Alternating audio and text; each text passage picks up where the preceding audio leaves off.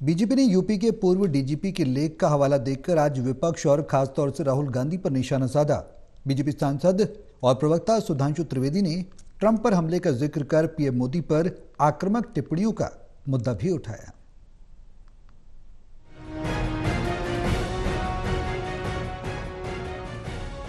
America में पिछले हफ्ते चुनाव प्रचार के दौरान पूर्व राष्ट्रपति और राष्ट्रपति पद के उम्मीदवार डोनाल्ड ट्रंप पर हमला किया गया।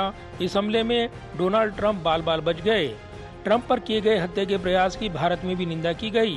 ट्रंप पर हुए इस हमले के बाद बीजेपी ने प्रधानमंत्री नरेंद्र मोदी पर की गई आक्रामक विपक्षी टिप्पणियों का मुद्दा उठाया है। आज बीजेपी मुख्यालय में प्रेस कॉन्फ्रेंस करते हुए बीजेपी नेता सुधांशु त्रिवेदी ने विपक्ष को जमकर घेरा है।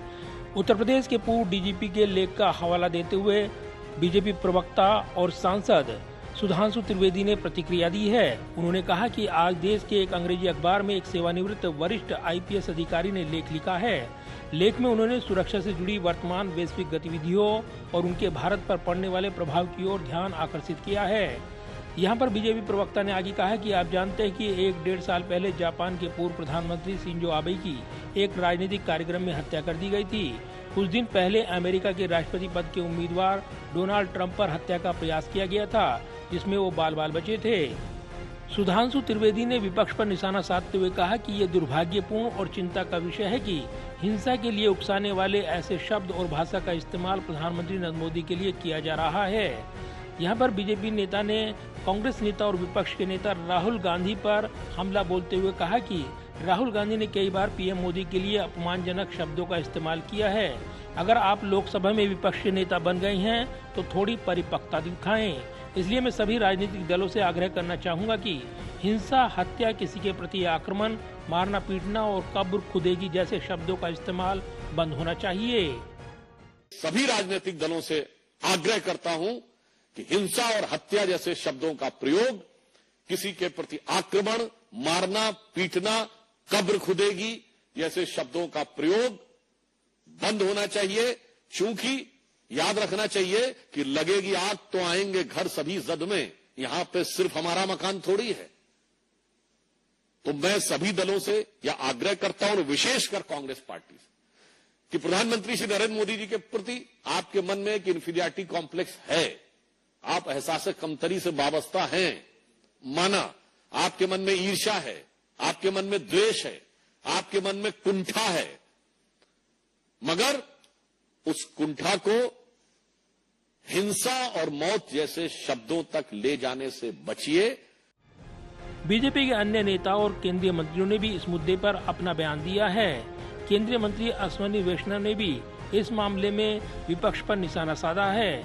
उन्होंने कहा कि सार्वजनिक जीवन में शब्दों का चयन बहुत महत्वपूर्ण है।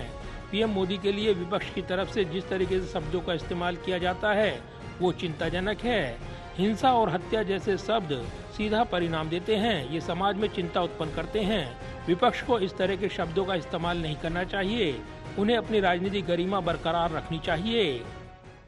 सार्वजनिक जीवन में शब्दों का चयन बहुत ही महत्वपूर्ण होता है। आज विपक्ष जिस तरह के शब्दों का चयन माननीय प्रधानमंत्री श्री नरेंद्र मोदी जी के लिए कर रहा है वो बहुत ही चिंताजनक है।